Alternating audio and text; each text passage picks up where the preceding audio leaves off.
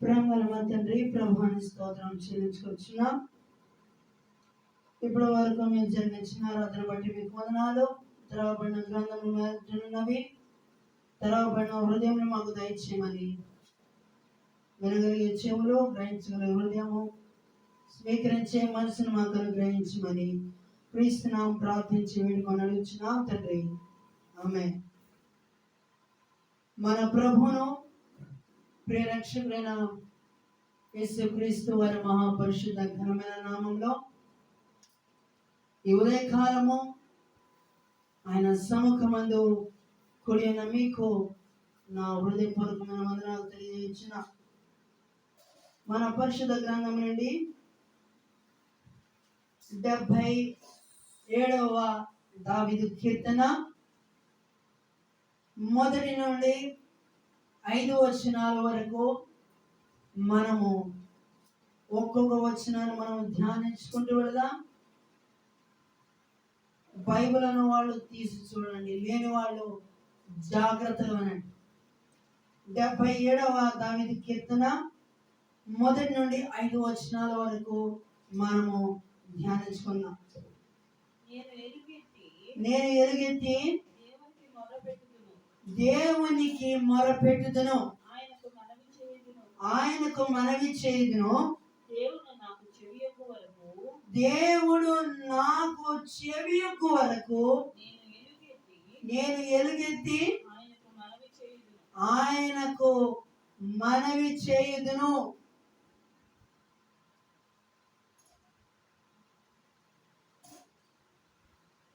ఈ మొదటి వచనంలో ఉన్న అర్థం ఏంటంటే,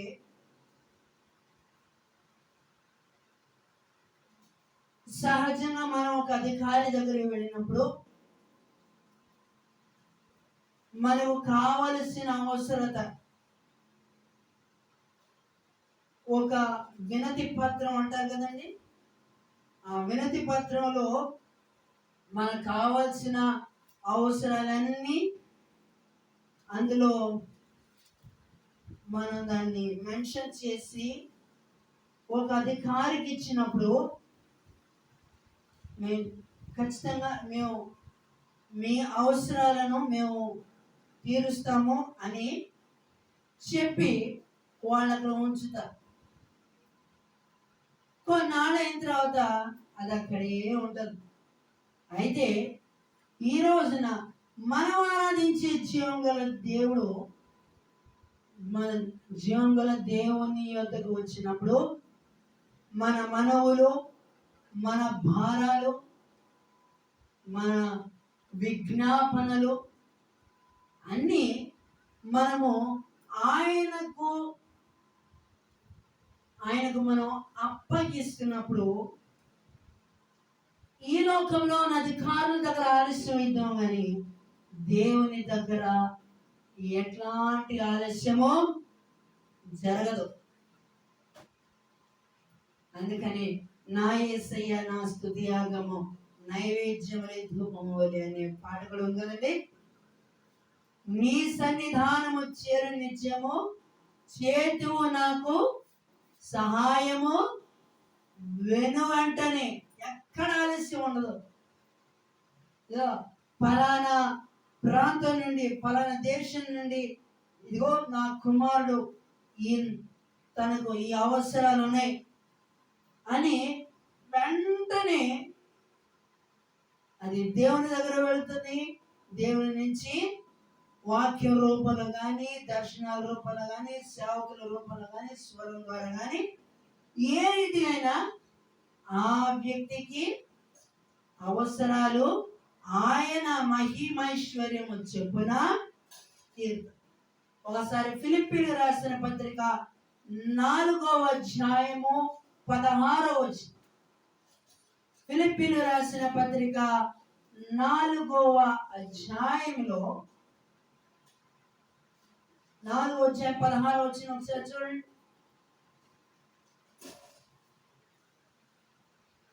ఫిలిప్పీలకు రాసిన పత్రిక 4వ అధ్యాయము 16వ వచనం.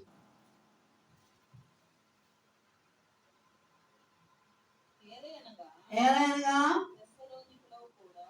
16వ వచనం నుంచి, ఏలైనగా తన తెస్సలోనికలోన కూడా మీరు మాటి మాటికి నా అవసరము తీర్చుటకు సహాయము చేశారు. 16వ వచనం నుంచి,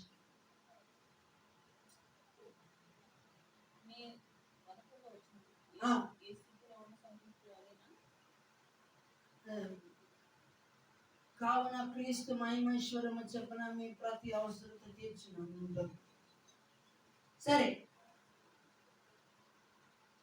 మన అవసరాలు,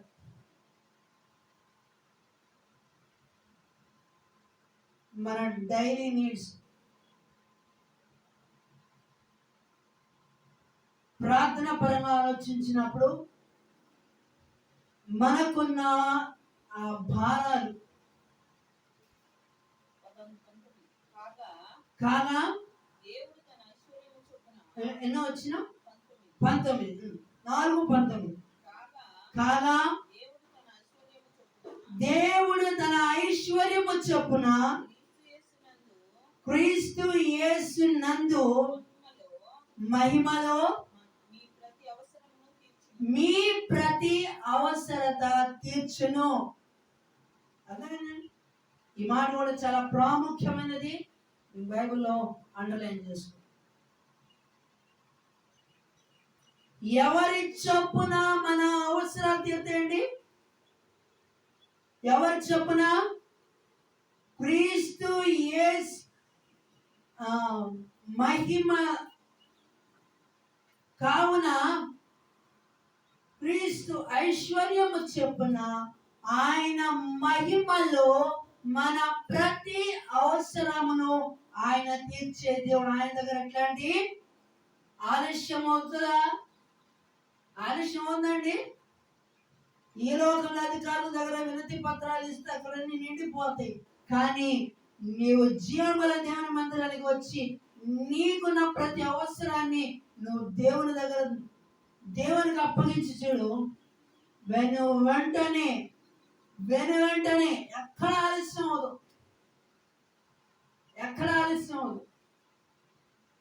ఆయనను ఆశ్రయించిన వాని అవసరము క్రీస్తు యేసు మహిమైశ్వర్యము చొప్పున ఆయన మహిమలో ప్రతి వాని అవసరములు తీర్చబడుతుంది.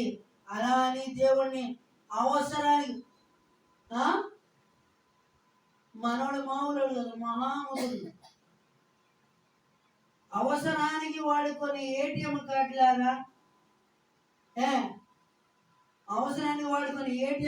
లాగా ఫోన్లో వాడుకొని సిమ్ కార్డు లాగా దేవుడు కూడా వాడేస్తున్నారు చివరికి. అటివారి మనోనేత్రాలు దేవుడు తెచ్చిందాక.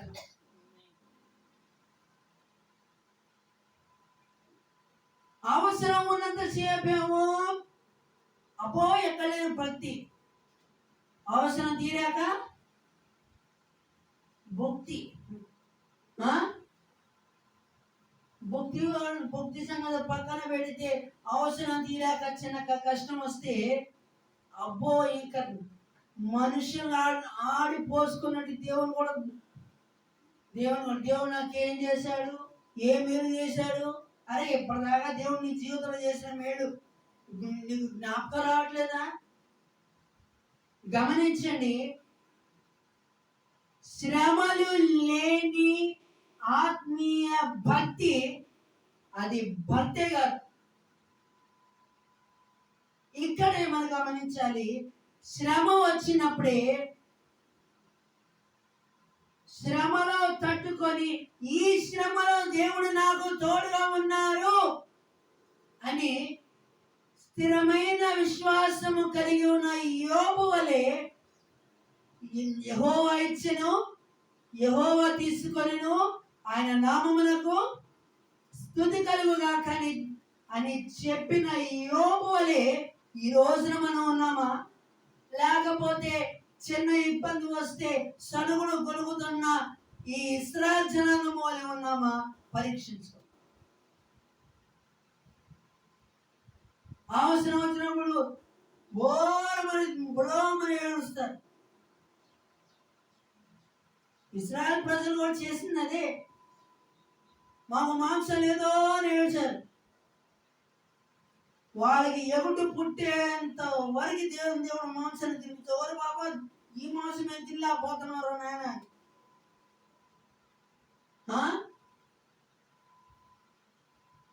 గమనించండి, ఒక దైవజనులు అన్నారు, ప్రార్థన హృదయంలో నుండి వచ్చే కేక అన్నారు.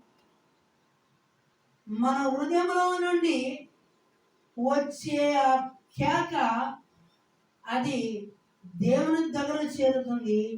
ఆ మనం చేసిన ప్రార్థనకు ప్రతిఫలంగా దేవుడు తన కార్యంలో ఈ భూమి మీద జరిగించగల సమర్థుడు. నా ప్రియమైన సహోదరులారా గమనించు, మనం ఎలుగెత్తి మన స్వరాలను ప్రార్థన రూపంలో మోకరించి మన జీవితంలో ఉన్న బాధలు కానీ, శ్రమలు కానీ, నిందలు కానీ, అవమానాలు కానీ ఇవన్నీ తీసుకెళ్లి దేవుని చేతికి అప్పగించినప్పుడు నిందకు ప్రతిగా భూదండగా, అవమానమునకు ప్రతి రెట్టింపు ఘనతనిచ్చే దేవుడు మన దేవుడు. ఆమేన్. తర్వాత వచ్చి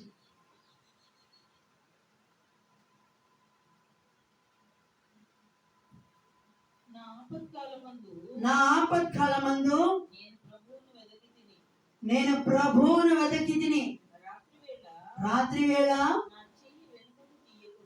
నా చెయ్యి వెనుకకు తీయకుండా చాపబడినదబ్బా. నా ప్రాణము ఓదార్పు పొందనలక ఉండను. చూసారండి, అంటే అంత దుఃఖములో ఉన్నారు. ఈనాడు ఈ చుట్టుపక్కల ఉన్న గృహాలలో అనేక మంది యొక్క పరిస్థితి ఈ వచనం ప్రకారంగా అక్షరాలుగా ఉంది. లేదా లోపల హృదయంలో బాధపడుచు, దుఃఖపడుచు, వేదన పడుతూ ఈ రోజున అనేకుల యొక్క పరిస్థితి అట్లాగే ఉంది. అటు వారికి దేవుని వాక్యం అనే ఆదరణ వారికి చాలా అవసరం. నా ప్రియమైన సహోదరులను గమనించండి, నా ప్రాణము ఓదార్పు పొందనలక ఉన్నట్టు. అంటే ఎవరికి చెప్పుకోలేనంత లోతైన దుఃఖముతో నిండిపోయి ఉన్నారు. అటువంటి వారికి దేవుడు ఆదరణకర్తగా నిలిచునుగా. దుఃఖంలో ఉన్న వారికి ఆదరణని ఇస్తుంది. ధైర్యము కోల్పోయిన వారికి ధైర్యము కలుగజేస్తుంది. ప్రాణ భీతితో ఉన్న వారికి భుజము తట్టి నేను నీకు నన్ను భయపడదని వాగ్దానము చేసిన దేవుడు మన జీవాధిపతి అయిన దేవుడు. ఆమేన్. మన నలు దిశల భయం మనల్ని ఆవరించినప్పుడు, మన దేవుని వైపు చూసినప్పుడు, మన చుట్టూ ఆవరించి ఉన్న ఈ భయం అనే శత్రువులు ఎట్టుకటు పారిపోతాయి. ఆయన నామములో విజయం ఉన్నది, విడుదల ఉన్నది, సంపూర్ణ విమోచన ఉన్నది. ఆయన నామంలో శక్తి ఉన్నది. నా ప్రేమైన సహోదరులారా గమనించండి, ఈ రోజున అనేక మంది జీవితాల్లో అంతరంగములో దుఃఖముతో దినములు గడుపుతూ ఉన్నారు. నేటికి కూడా సంవత్సరాలు గతించిపోతూ ఉన్నాయి. కానీ వారి హృదయంలో ఉన్న బాధకు తగిన పరిష్కారము, తగిన ఆదరణ నేటికి ఈనాడు మానవుడికి ఇప్పటికీ కూడా లేని పరిస్థితిలో ఉన్నారు. అటువంటి వారికి సువార్త అవసరము. తర్వాత వచ్చి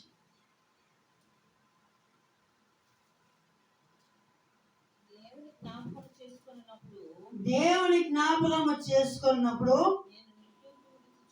నేను నిట్టూర్పు విడుచుచున్నాను. నేను ధ్యానించినప్పుడు నా ఆత్మ కృంగిపోవచ్చున్నది. నిట్టూర్పులు, ఈ పదం మనం ఎక్కడున్నాం చెప్పండి? ఈ పదం మనం ఎక్కడున్నాం?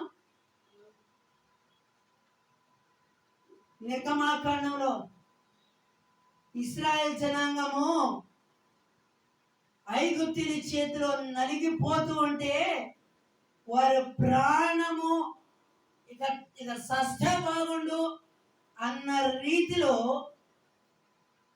వారు నిట్టూర్పులు విడుస్తుంటే ఆ నిట్టూర్పులు దేవుని దగ్గర వెళ్ళాయి. ఆ నిట్టూర్పులు ఎవరి దగ్గర వెళ్ళాయండి? ఎవరి దగ్గర వెళ్ళాయి? దేవుని దగ్గర వెళ్ళింది.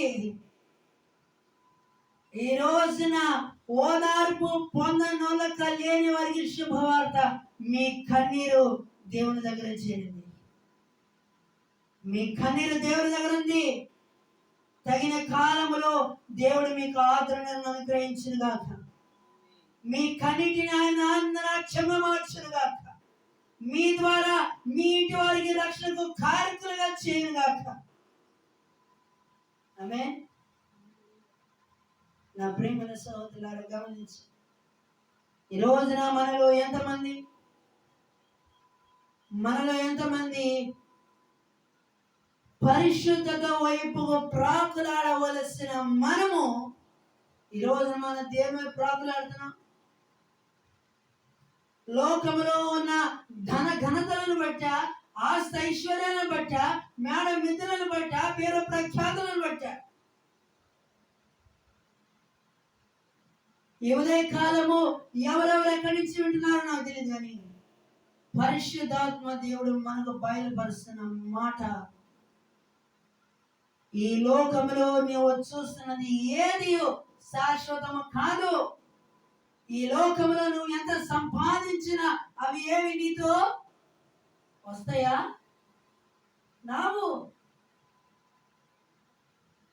నీ క్రియలే, నీ ప్రవర్తనే నీతో పాటు, నీ క్రియలు నీ ప్రవర్తన మంచిగా ఉంటే అవి నిన్ను దేవుని రాజ్యంలోకి చేరుస్తాయి. అదే నీ క్రియలు నీ ప్రవర్తన కంపుగా ఉంటే, కొన్ని నీ అతిక్రమాలు నీ ముందర నడుస్తే, కొన్ని అతిక్రమాలు నీ వెనక నడిచి నిన్ను తిన్నగా దేవుని వద్దకు తీసుకెళ్ళి ఏం చేస్తాయండి? ఏం చేస్తాయి? దోషిగా నిలబడితే దేవుని ముందు నిన్ను తీసుకెళ్లి దోషిగా నిలబడితే,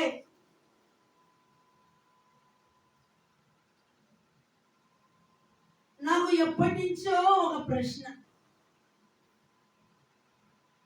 వేశ్యకు క్షమాపణ ఉంటది కానీ వేషధారణకు దేవుని దగ్గర క్షమాపణ ఉంటుందా అండి?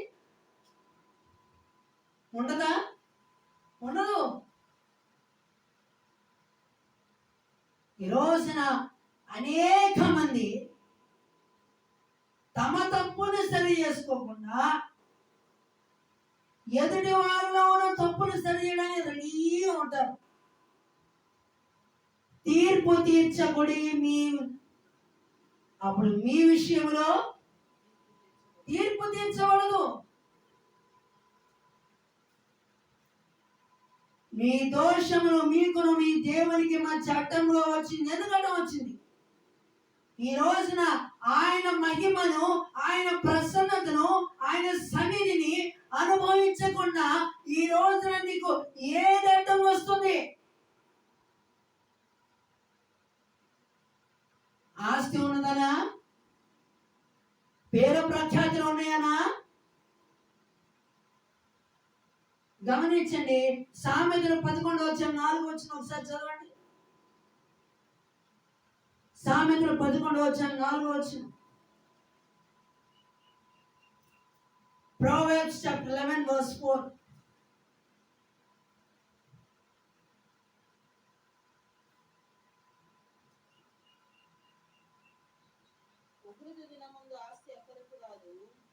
ఉగ్రత దినమున ఆస్తి ఎక్కడకు రాదు,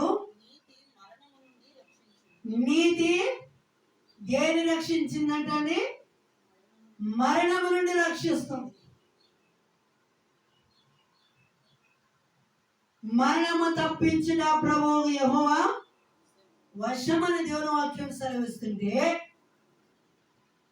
అరే దేవుని ఉగ్రత ముందు ఈ ఆస్తి ఒక మూల కూడా రాదు. ఈ లోకంలో నువ్వు ఎట్లా జీవించావో, ఎవరితో ఎట్లా ప్రవర్తించావో, ఎట్లా మాట్లాడావో, అది సమస్తము దేవుని దగ్గర ఉంటుంది లెక్క. అది మంచివైనా సరే, చెడ్డమైనా సరే, దేవునితో జరిగించిన ప్రతి దానికి లెక్క అప్పగించవలసిన సమయము. నా ప్రియమైన సహోదరులారా, గమనించండి.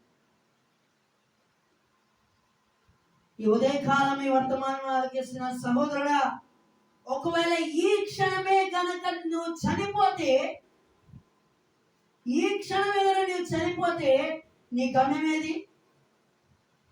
మా సహోదరి, ఈ క్షణమే నువ్వు మరణిస్తే నువ్వు ఏ గమ్యంలో ఉంటావు? అసలు నీ గమ్యం ఏంటి? నీ గురి ఏంటి? నువ్వు ఎవరు వైపు చూస్తున్నావు? ఎవరి వైపు నీ ప్రయాణాన్ని నువ్వు కొనసాగిస్తున్నావు? నా ప్రియమైన సహోదరులారా, గమనించండి. ప్రభు పేరు బ్రతిమాలుకుంటున్నాను. ఈ లోకంలో చూస్తున్నది ఏమి శాశ్వతం కాదు. ఆయన ఉగ్రత ముందు ఏది అక్కడికి కూడా రాదు, అవసరాలు కూడా రాదు. ఈ లోకంలో నాకెంత ఉంది, నాకంత ఉంది, నాకెంత ఉంది, నాకంత ఉంది చెప్పుకున్న డబ్బాలు కొడితే కుదరదు. నేను నీకు ఇచ్చిన రక్షణ జాగ్రత్త కాపాడుకున్నావా? నీకు ఇచ్చిన మారు మనసును జాగ్రత్త కాపాడుకున్నావా? నీ నోటిని నువ్వు జాగ్రత్త కాపాడుకున్నావా? ఈ ఉదయ కాలము ఇప్పటికైనా ఆయన హెచ్చరిక వల్ల నీవు లోపడకపోతే నరకము కాచుకున్నాను. జాగ్రత్త.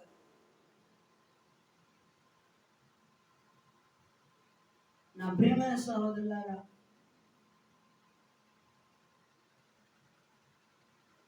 దేవుని వాక్యపు వెలుగులో పరీక్షించుకొనంత సేపు మన తప్పులు ఎప్పుడు కరెక్ట్ గానే ఉంటాయి. కానీ వాక్యపు వెలుగులో చూసుకున్న తర్వాత మన వంటి హీనాల బ్రతుకు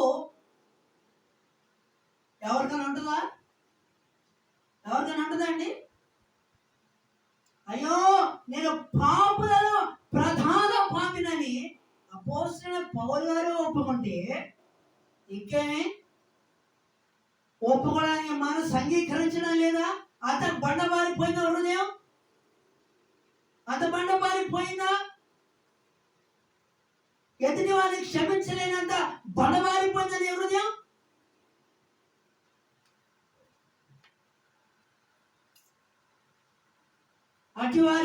అటివారి స్థితిని గ్రహించుటకు పరిశుద్ధాత్మ దేవుడు వారి మనోనేత్రాన్ని దేవుడు తెరిచినగాక. నా ప్రియమైన సహోదరులారా, గమనించి పరలోక ప్రార్థన చేస్తాం కదా, మా అపరాధములను క్షమించిన ప్రకారము మా అపరాధములను క్షమించమని. క్షమించడానికి నీ హృదయం అంగీకరించడం లేదా? ఈ స్థితికి హెచ్చించిన దేవుడు నీ పొరుగుని క్షమించలేని నువ్వు కనబడని దేవుడు ఇంకా నిన్ను ఎట్లా క్షమిస్తాడనుకున్నావు? క్షమాపణ క్రైస్తవుని జీవితంలో అతి ప్రాముఖ్యమైన ఘట్టం. ప్రభువారు సిలువలో ఉన్నప్పుడే, ఆయన సిలువ వేసిన వారిని క్షమించలేనప్పుడు నీ కనుల ఎదుట కనబడుతున్న వారిని క్షమించలేకపోతే ఇక నీకు లోకస్తుల తేడా ఏముందండి? ఆలోచించండి.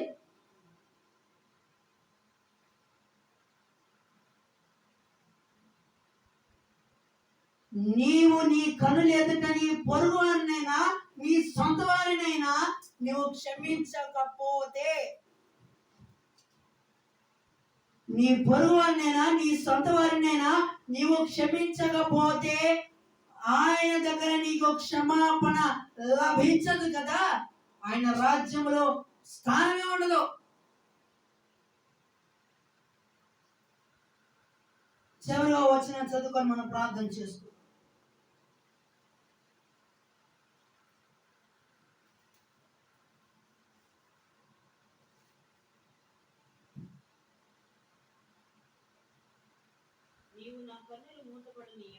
నీవు నా కన్నులు మూతబడనివ్వు, నేను కలవరపడుచు మాట్లాడలేక ఉన్నాను. తొలిటి దినములను పూర్వకాల సంవత్సరములను నేను మనస్సునకు తెచ్చుకొందును. నేను పాడిన పాట రాత్రి యందు జ్ఞాపకము చేసుకొందును, హృదయమున ధ్యానించుకొందును. దేవా, నా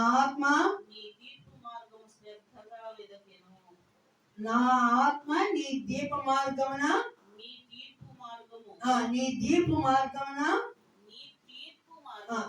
నీ తీర్పు మార్గము శ్రద్ధగా వెదకెను. తొలిటి దినములు అంటే ఆరంభ దినాలు. తొలిటి దినములు అంటే ఏంటండి?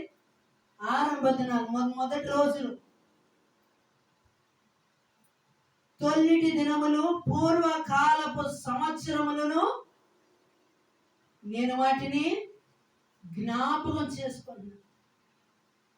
ఆరంభం నుండి గడిచిన సంవత్సరాల వరకు నా జీవితంలో దేవుడు మన జీవితంలో చేసిన మేళను జ్ఞాపకం చేసుకోవలసినది బదులు ఈ రోజున ఏం చేస్తున్నారని మనుషులు ఏం చేస్తున్నారు? దేవుడు చేసిన మేళని మరిచి మనసుకు గాయపడిన వాటిని మరలా తవ్వుకుంటున్నారు. ఇది అజ్ఞానం కాదా? అవివేకం కాదా? ఒకసారి ఆలోచించండి. నా ప్రాణమా యెహోవాను సన్నిధించుము, నా అంతరంగమున సమస్తమైన పరిశుద్ధరామును సన్నిధించుము. నా ప్రాణమా యెహోవాను సన్నిధించుము. ఆయన చేసిన మేళ దేనిని మర్చిపోనుందా? మరొకమనుంది. కానీ ఈ రోజు నేను మర్చిపోతున్నాడు. అంతరంగంలో అహంకారము, గర్వము, ఆయన దూరం నుండి గర్విష్ఠను బాగా ఎరుగుననుంది అని తెలుసు. అయితే మీలో చాలా మంది అడగచ్చు, పాస్టర్ గారు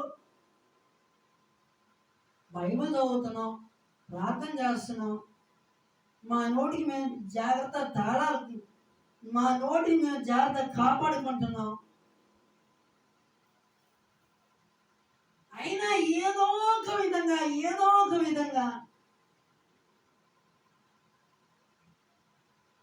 దేవుడమ్మా దేవుడు అని చెప్పి హేళనగా మాట్లాడుతున్నారయ్యా, ఏం చేయమంటారు? వాళ్ళకిచ్చే నేను సలహా ఏంటంటే, అట్లా హేళనగా మాట్లాడినప్పుడు ముక్కుసూటిగా చెప్పాల్సిన వాడంటే, ఏం చేశాడమ్మా నీ దేవుడు అని అంటే ఒకటే మాట అనండి, నేను ఆరాధించుకున్న జీవం గల దేవుడు నాకు నిరీక్షణ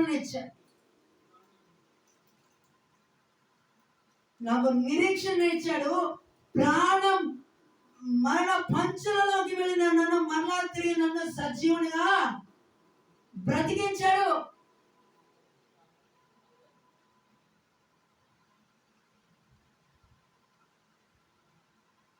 అప్పుడు వాడు అడిగిన ప్రశ్న మీరు మళ్ళా తిప్పడగండి. ఎంతవరకు దేవుడు నన్ను కాపాడాడు, నా నోటిని జాగ్రత్తగా ఉంచుకోమన్నాడు, చూసే చూపు జాగ్రత్త ఉంచుకోమన్నాడు, అందరితో సఖ్యమైతే అందరితో సమాధాన పడమన్నాడు. ఇప్పుడు చెప్పు, ఇందాక ప్రశ్న ఆ ప్రశ్నకి ఇప్పుడు సమాధానం చెప్పు అని అడగండి. వాళ్ళ దగ్గర సమాధానం ఉండవు. ఆమేన్. వాళ్ళ దగ్గర సమాధానం ఉంటాయండి? ఉండవు. వాళ్ళకి నిరీక్షణ లేదు, మనకు నిరీక్షణ ఉన్నది. దేవుని స్తోత్రం. హల్లెలూయా. నా ప్రియమైన సహోదరులారా, ఆయన నామములో శక్తి ఉన్నది, ఆయన నామములో విజయం ఉన్నది. ఆయన మాట సెలవిస్తే ఎంతటి క్లిష్టమైన పరిస్థితులు సహితము ఏమవుతాయి? అనుకూల పరిస్థితి. గతుకులుగా ఉన్న రోడ్డుని ఎట్లా నున్నగా స్మూత్ రోడ్డు, తార్ రోడ్డు వేసి ఎట్లా నీట్ గా చేస్తారో మన జీవితాల్లో కూడా మనం ఆయన మీద ఆధారపడినప్పుడే